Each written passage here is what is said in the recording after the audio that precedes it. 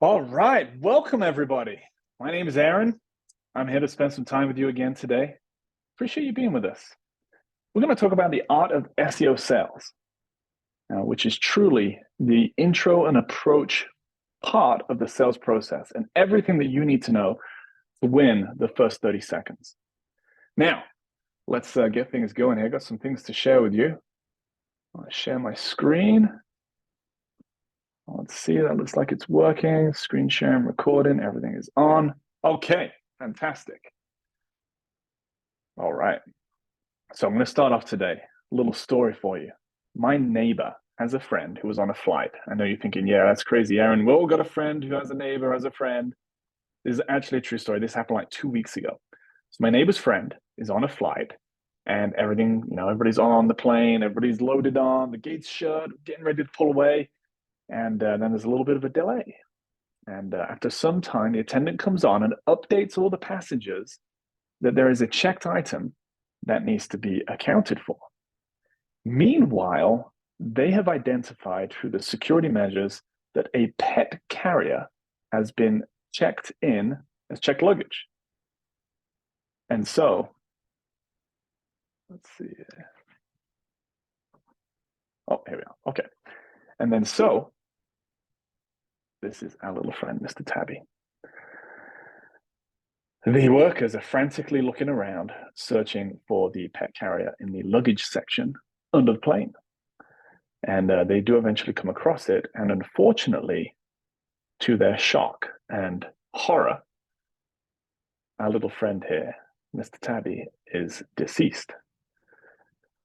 And so now there's full panic mode, and this escalates up, and the airline now goes into Operation Cat Replacement mode. And they are calling the pet stores at the destination, showing photos to see if we can replace our cat with a similar cat. And anyway, miraculously, they get to the destination and they're able to replace Mr. Tabby here with a different cat, a lookalike, a doppelganger cat. And they get the pet carrier, it's on the conveyor, and when the lady gets it, she just absolutely loses it. She is screaming uncontrollably to the level that everybody sees what's happened. This happened in your area. You probably saw the story on the news. You see, what had happened is the lady's cat had actually already died, and she was transporting it while going to see family and was going to give it a special burial right there. And so the moral of the story is that if you don't have all the context, if you jump to conclusions, you're going to find yourself in a little bit of a bother. If you don't ask the right questions, you are going to end up giving the wrong answers and the wrong solutions.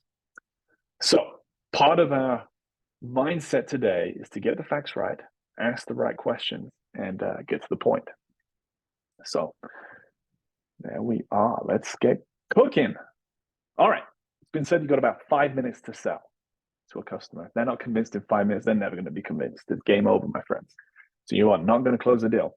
In reality, though, I mean, we say 5 minutes. This hasn't even been going 5 minutes. I told you a whole dead cat story. And so you actually really only have maybe about 30 seconds. I was a couple of solicitors came to our door selling pest control the other week, and they had just a little bit of my time. I wasn't particularly interested. They were well talented. But if you are looking in any outbound campaign, you only are going to have a few at-bats a day. And so you'll be ready to swing that bat and knock it out of the park. So we'll talk a little bit about that. But if there are 5 at-bats a day, you really want to be setting about 3 appointments. 5 connections, 3 appointments. That 40, 50, 60% close rate from connections to appointments. And we'll talk a little bit about that, as well as focusing on how you win the first 30 seconds. All right, so there's 2 types of inbound leads, generally speaking, with that. 2 types of leads. One is inbound. These are people that have raised their hand. They have found you. They've met some sort of a qualifier, whether, naturally determined or you have actually determined that. Maybe they've filled out a form, maybe they've ran a tool, maybe they came to your website, there's a little chat bot on there, and they've interacted. Maybe a friend referral.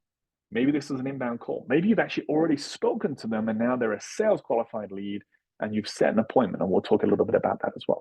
So those are the inbounds. They've raised their hand, they've met some qualifications, and now you're at that phase, right? You've also got outbound or cold calls. Now, in reality, and we're not going to dress it up here, but these business owners, they do not even know that you exist. And until convinced otherwise, you are simply just wasting their number one resource, which is their time. And so you quickly have to identify with them, with their problem. When they feel that you understand, that you care enough, that you can relate to the pain and problem that they have, that they are going through, that's when, and only when, they will begin to trust you. Until that point, though, you gotta earn it. It's like any relationship in life. If you have a significant other, you didn't trust them, with everything the first time you met them. Trust is built over time, and it's the same here.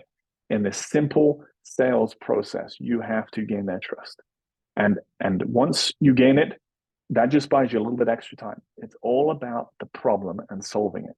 Every small business has problems. They all have pain. Mostly, that pain and problem is that they want to service more customers. And so, again, 30 seconds. That's what we're working with here. So let's talk about inbound leads. First of all, the ideal situation here is that you are working with somebody that is pre-qualified and you have some time to prepare. This is a scheduled appointment for someone that has raised their hand. That may be pre-qualified by you having already spoken with them as an outbound lead. But it also may be that they found you through other channels. And so in this situation, you really want to make sure that your scheduled appointment is with the decision maker, or at the very worst, someone who really impacts the decision maker. A lot of small businesses are run by partners, 2-3 partners, and one of them, going to get all of their time. But that's something that you might come across. One thing that I highly recommend is doing a little bit of research to get to know their company a little bit. Their company in the online realm. What are their rankings? What's the ranking trend? What's their ranking high? What are their top 10 current rankings? Are they on an uptrend or a downtrend? Who are their competitors? What does their link portfolio look like?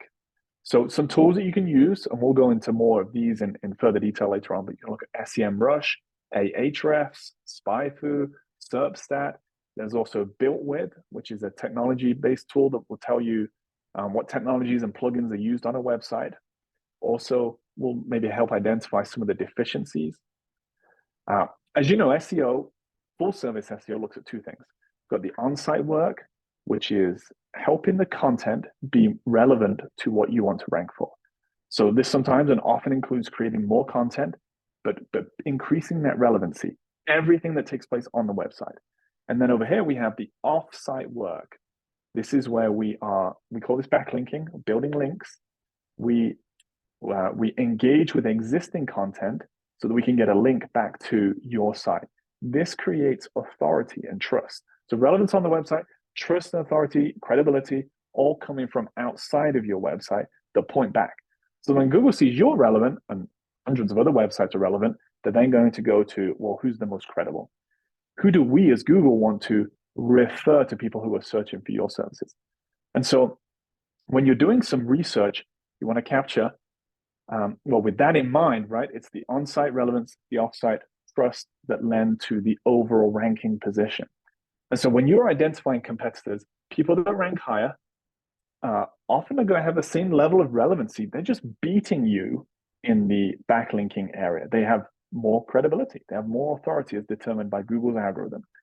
And so these tools, SEMrush, Ahrefs, they're going to show you some total number of links, total number of referring domains, domain authority or domain rating, domain score. Those are all synonymous terms that mean, what's the value of the offsite links that are pointing back to your site. So that's a lot of information there, I realize, and we'll go into some further detail in a future webinar. But really, once you have it down, it should really only take you about 4 to 5 minutes to put something together. And if you do use either a presentation deck or some slides or a Google Sheet just to show the information, always screen share when you have your appointment. That shows your customer that that's how you do business. You're interested, you research, and you record, and you share. And again, that goes into building trust. So I do want to share here, we've got a picture of a mountain. This is our competition mountain. And I want to relate a story here that will teach you, hopefully share a little bit about how the competition works. Everybody is on the mountain, and not very many are at the top of the mountain. We recently had a kitchen remodeled, and a company local to us called Dalton's Cabinetry, they did our kitchen remodel, but they didn't have any online presence. He worked for another company for about 17 years in Dalton. He did a great job. He loved what he did. He wanted to start his own business. But he only had his truck that actually marketed his website, his business. He didn't even have a web. Well, he had a Google business profile, but had no website. So very little online visibility. Next on the mountain would be Mountain States Cabinetry. I asked him, what should I search for if I'm looking for what you're offering? And these guys, Mountain States, they do it. And they do it on a broader, bigger scale, and they're in a more local area and wider than that. Then above them, we've got Utah Remodel Experts, the whole state and surrounding areas. And then maybe at the top of the mountain, we've got Home Depot. They do cabinets en masse, and they service the masses. My friend Dalton, my new friend, he's not going to be able to compete with Home Depot. But could he start going after Mountain States? Yeah, he could. He could. And so letting small businesses know about who their competitors are and what we're going to go after and what share of the market we're going to get by going little by little up the mountain. Again, it relates to the pain and the problems that they're having as a small business. So that's the mountain. As it relates to that, let's talk about catching the vision. This is our kitchen. I know it relates to the story. Okay, this was stepping back a couple of years ago. It's a nice kitchen, right? But this is what it turned into. And the metaphor I want you to take away here is the ability to see potential. When we see small businesses as what they might become, that is powerful. I don't have a very creative mind. I can't visualize going from this to this. But in the SEO realm, you can, because you know how to help small businesses. You can upgrade what they currently have and take them to new heights and expand their vision. Most small businesses do not have the time to even consider this. Sometimes they think they do, but a recent study shows that the small business owners spend less than 40% of their time on the very passion that took them into business. So they're not going to be able to do this remodel of their website efforts. They just don't have the time or the know-how. So that's a critical piece. That's the mindset takeaway. Let's talk about leads. So now, in general, inbound leads, when you have them on the phone, what's the lead source? How are they coming to you? What's their intent? Remember that they're a little bit further down the sales funnel because they've hit some qualifications, right? You eventually need to get to what exactly are you trying to accomplish with your website right now? That's an important direct question. That actually weeds out those who are just looking around, right? Because no one's actually just looking around. They have a need, they searched for it, they came across you. And so after a little bit of chit chat, that's the question you got to get to. What exactly are you trying to accomplish with your website right now? Two key parts of that question. The word exactly means we're not just looking for general information here. We want to know exactly what you're trying to accomplish. What are your end goals? And then right now. These also indicate that you, as an SEO provider, actually have the answers to what exactly you can help them with starting right now. That's the key takeaway. What exactly are you trying to accomplish with your website right now? Now they'll start talking. They may give you a narrative that's 3 minutes, 5 minutes, 10 minutes, 20 minutes. You just listen, because they will start to get to the pain, which is nearly always that the website is not performing as it should. You see, they have a lemonade stand and it sits in the desert, and the stand is awesome and the logo is awesome. And you are awesome because you look great. And the lemonade and the lemons and the cup and everything is amazing here, except there's nobody there because it's the desert. And that's usually the most problem. Now, when they're talking to you about their narrative, they're going to tell you how Uncle Jim built the website and it was 20 years ago and it got updated and it was a big disaster and it cost them $10,000 and it shouldn't have cost them much, but they had this problem, that problem, this problem. But all of that is context, because really their website is their baby because it's their business, but it's not producing like they had hoped. And so the problem of what they're trying to accomplish right now is that their website should be generating more customers, but it is just not doing that. And so you listen to the narrative, you engage, you take some notes, and then you use that as you begin to develop the relationship whereby you can help them with their business. So that's the inbound lead approach. Let's talk about the outbound lead approach. You have even shorter here. This is affectionately known as cold calls. Everybody hates cold calls. You call me on my phone, it says suspected spam. I'm not even going to listen to it. And I don't even listen to the voicemail because my phone tells me what it says and I delete it, right? Yeah, we have a team of SDRs, sales development representatives. They do hundreds of dials a day. They may only get 5 connects a day. And so that may be the realm that you're doing, or if you have somebody doing this for you, or a high school student that's working the phones, right? Maybe you set aside an hour of your day to call some leads. You have about 30 seconds. That's the main key takeaway. Make sure you have your script. Remember what you're trying to solve. Hey, John, we've done some data mining and identified you as a potential good fit. We've been helping similar companies just like you grow their customers through their website's efforts to get more traffic, get more appointments, whatever it is. I'd like to schedule some time for you to speak with our SEO expert, Nick. He can walk you through exactly how we can bring you some more customers. Does tomorrow at 2:00 work? Now you've given enough information. It's been concise. You've been respectful of their time. And now look at the question. Does tomorrow at 2:00 work?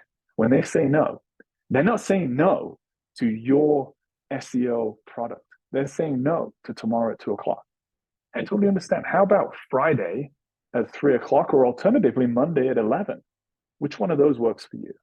Again, now you've set it up maybe in 2 options and you're leading the question, you're guiding them. It's an assumptive close for an appointment.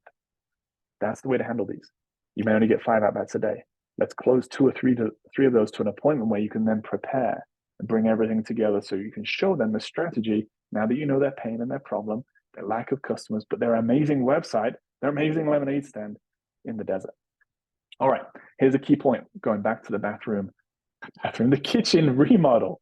So this is our actual closet. This is right here in the Presbytery home. Here on the left, it's that was how we lived for a number of years. That was maybe on an okay average day. There's lots of stuff. There's lots of food. The kids are ravaging in there looking for stuff. Things on the floor. It's stacked. When you're jumbled, people see it. You know, when we would have gatherings and people coming over, my dear wife, Kimberly, and her name means of the Royal Fortress Meadow. Kimberly of the Royal Fortress Meadow, is she closing that pantry door? But then last year she remodeled it. This was a total Kimberly done project, and we don't close the door anymore. There's pride and joy right here. This is meticulous planning. The actual project took just over a week, but this was planned for weeks beforehand. We've got these floating shelves that were, and if you're doing construction, those are not easy to do. To distribute the weight for 30 pounds and for it to look nice like that without any brackets. This represents your mindset as an SEO provider. When people see that you love organization and preparation, they will be more trusting of you. This represents to them that this is how you will treat them. You're not going to treat them as a mumble jumble. You're going to treat them as organized, planned, prepared, calculated. And again, that builds trust. Small business owners want to work with you when you have a pantry like that. All right, let's talk about some overcoming common objections here. This is the funnel, right? Remember, inbound leads, they've already been pre-qualified to some level, whether you've done it or whether they've done it. Outbound is a little bit more challenging, and we'll talk through just a few examples here. These are common objections to the intro and approach, okay? We will have other objections, and we'll talk about objection handling with the general sales pitch and presentation. But we want to close the intro and approach to get an appointment where we can present more. We can do discovery and needs analysis. And so, got to have a few stats ready as you come up with each objection here. I like to use a couple. One of them is, about 84% of people skip over the paid ads. Do you have the capacity to service more customers if you showed up higher in the organic section of the results? That is not overly salesy. People do not like heavy sales, direct heavy sales approaches.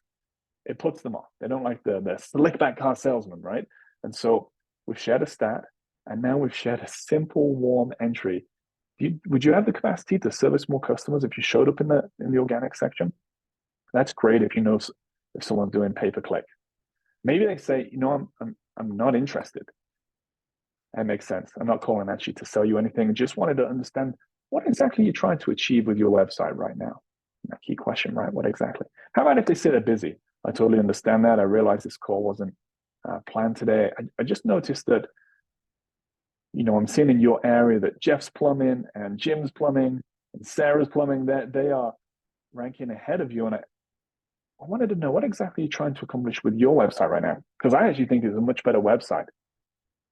Again, you're opening the box. What about if it's not a good time? I just noticed that you're showing up in the paid ads. I didn't see you in the organic listings there. What exactly are you trying to accomplish with your website right now? What about if it's not a good time? It's the same approach, right? I'd love to get some more time with you. Would tomorrow at 2:00 work? Where I could have you speak with our SEO expert, Nick. He can walk you through how to turn your website into a referral generating machine. How about if they have an agency? Great. That's fantastic. I just want to understand what is it that you're trying to do with your website right now? What exactly are you trying to accomplish? What about if they hang up? If you hang up, our process usually is we recommend calling right back.